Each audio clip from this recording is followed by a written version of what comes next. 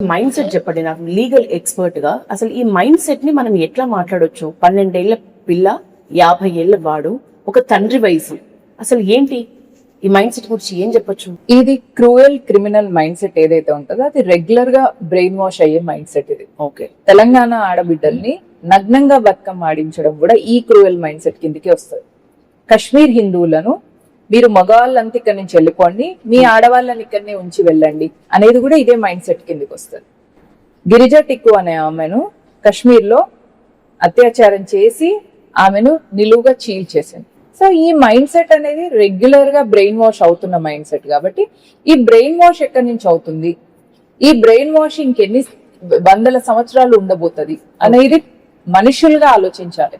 ఇక్కడ మతం కంటే కూడా వాళ్ళకు వస్తున్న మైండ్ సెట్ దేని నుంచి వస్తుంది, ఏ బుక్ చదవడం వల్ల ఇట్లాంటి క్రూయల్ మైండ్ గా తయారవుతున్నారు వీళ్ళు, ఆ బుక్ ని ఎందుకు ఇంకా ప్రపంచం టాలరేట్ చేస్తుంది.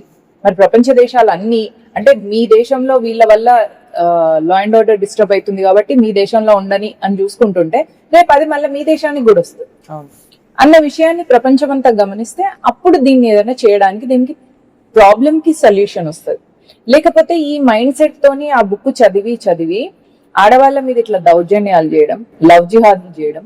12 ఏళ్ల పిల్లని చూస్తే వాడికి ఎట్లా ఫీల్ వచ్చింది? సరే ఒక పెద్ద యుక్త వయసురాల మహిళ అంటే ఏమో అనుకోవచ్చు.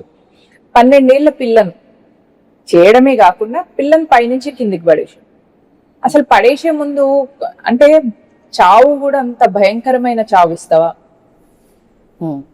నీకు అంత క్రూయల్టీ ఏం చేసింది? చిన్న పిల్ల కదా, అది నీకు ఏం ద్రోహం చేసింది? అంటే స్వతహాగా లోపలనే ఉన్న ద్వేషం, అది హిందూ మహిళ, హిందూ ఆడపిల్ల అనే ఆ ద్వేషం, ఆ పగ, ఆ అసహ్యం నరనరాల్లో నింపుకొని ప్రతి వారం దాన్ని బ్రెయిన్ వాష్ చేసుకుంటూ చిన్న పిల్ల అనే సోయి కూడా లేకుండా ఆ పిల్లని ఎక్స్ప్లాయిట్ చేసి ఎక్కడ మళ్ళీ నా పేరు చెప్తుందో అని దాన్ని 3 ఫ్లోర్ల నుంచి కింద పడేసి, ఇట్లాంటి వాళ్లకు శిక్ష వేయాలన్నా, చిన్నారికి న్యాయం జరగాలన్నా డబుల్ ఇంజన్ సర్కార్, భారతీయ జనతా పార్టీ సర్కార్ ఉంటే తప్ప జరగదు. ఇప్పుడు పోక్సో కేసు వెంటనే ప్రభుత్వం రియాక్ట్ అయింది, గౌస్ పాషా మీద పోక్సో కేసు నమోదైంది. అంటే నెక్స్ట్ ఎట్లా ఉంటే కరెక్ట్, ఏమవుతుంది మేడం ఈ కేసుతో?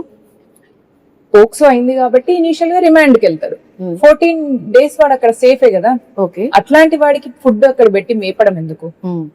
సరే ఏదో పోక్సో కేసులో హర్ట్ అయింది, చేసిండు, వెళ్ళిపోయింది, అట్లా కాదు కదా. ఇక్కడ క్రూయల్టీ మిక్స్ ఉంది కదా. ఇక్కడ POCSO at the same time attentive murder రెండు ఉన్నాయి. అట్లాంటి వాడిని ఇప్పుడు 14 రోజులు మేపుతున్నారు చూడండి జైల్లో పెట్టి. వాడికి ఇప్పుడు భారీ సెక్యూరిటీ ఇస్తారు బయటకు వచ్చినాక, ఎందుకంటే ప్రజలంతా పోయి వాడిని ఎక్కడ గౌస్ పాషాని సేవ్ చేయడానికి కూడా ప్రయత్నాలు జరుగుతున్నట్లు తెలుస్తుంది. గౌస్ పాషా, మొహమ్మద్ గౌస్ పాషాని సేవ్ చేస్తారు, ఎందుకంటే కాంగ్రెస్ అంటే ముస్లిం, ముస్లిం అంటే కాంగ్రెస్ కాబట్టి. ఇప్పుడు మొహమ్మద్ గౌస్ పాషాని ఎన్కౌంటర్ చేసే దమ్ము రేవంత్ రెడ్డికి ఉందా? కాంగ్రెస్ లేదు. బీఆర్ఎస్ కుందా? బీఆర్ఎస్ కి కూడా లేదు. ఎందుకంటే Nizam is my king MIM పార్టీతోని బూట్లికింగ్ చేసింది. ఎంఐఎం పార్టీ చేతిలో కీలు బొమ్మల్లా ఉన్నది బీఆర్ఎస్. అందుకే వాళ్ళు కూడా అన్నారు కారు వాళ్ళది కానీ స్టీరింగ్ మా చేతుల్లో ఉంది. వీళ్ళు బ్లేటెంట్ గా కాంగ్రెస్ అంటే ముస్లిం, ముస్లిం అంటే కాంగ్రెస్. కాబట్టి ప్రజలు ఎట్లాంటి ప్రభుత్వాన్ని ఎన్నుకున్నారు అనేది ప్రజలు ఆలోచించుకోవాలి. అడ్డిమారి గుడ్డి దెబ్బల గవర్నమెంట్ ఫామ్ చేసింది రేవంత్ రెడ్డి. ఫామ్ చేసినాకనైనా కనీసం కొంచెమన్నా నైతికత అనేది చూపించుకోవాలి కదా.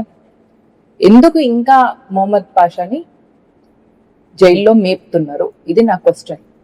అక్కడ 2 ఉన్నాయి, పోక్సో కేసు, అటెంప్టివ్ మర్డర్. పోనీ ఎంత ఎవరి మీద? చిన్న పిల్ల మీద.